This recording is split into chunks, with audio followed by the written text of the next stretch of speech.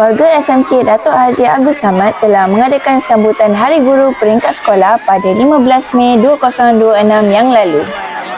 Majlis yang bertemakan orang kampung dimulakan dengan perarakan masuk barisan guru yang tampil menggayakan pakaian bertemakan masyarakat kampung. Sambutan Hari Guru peringkat sekolah.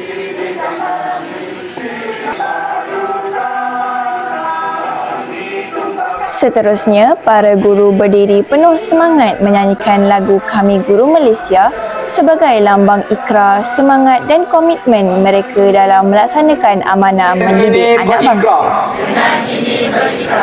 Mendukung terus cita-cita kami terhadap tugas kami.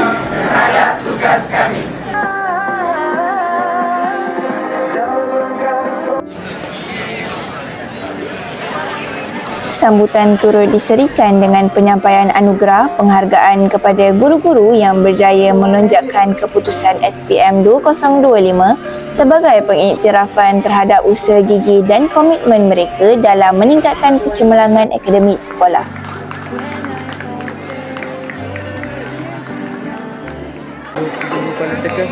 Kemuncak majlis menyaksikan penyampaian anugerah guru iaitu anugerah yang ditentukan melalui undian para pelajar. Antara kategori yang dipertandingkan ialah anugerah guru pengajaran kreatif, anugerah guru dedikasi serta anugerah kepimpinan pendidikan yang telah dimenangi oleh Puan Pengetua sebagai penghargaan atas kepimpinan beliau yang cemerlang dan inspiratif.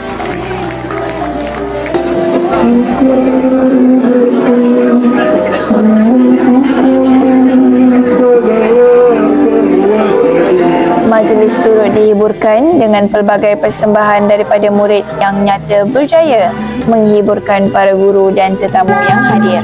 Seluruh umat ikatkan hati sama di dalam jiwa.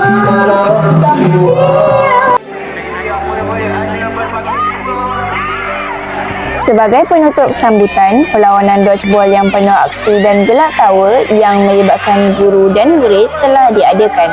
Aktiviti ini bukan sahaja menceriakan suasana, malah mengeratkan hubungan silaturahim antara guru dan murid.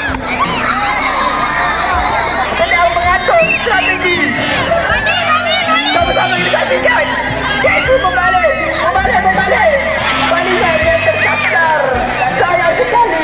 Tiada siapa yang kena. Perempuan orang asal mengatur strategi.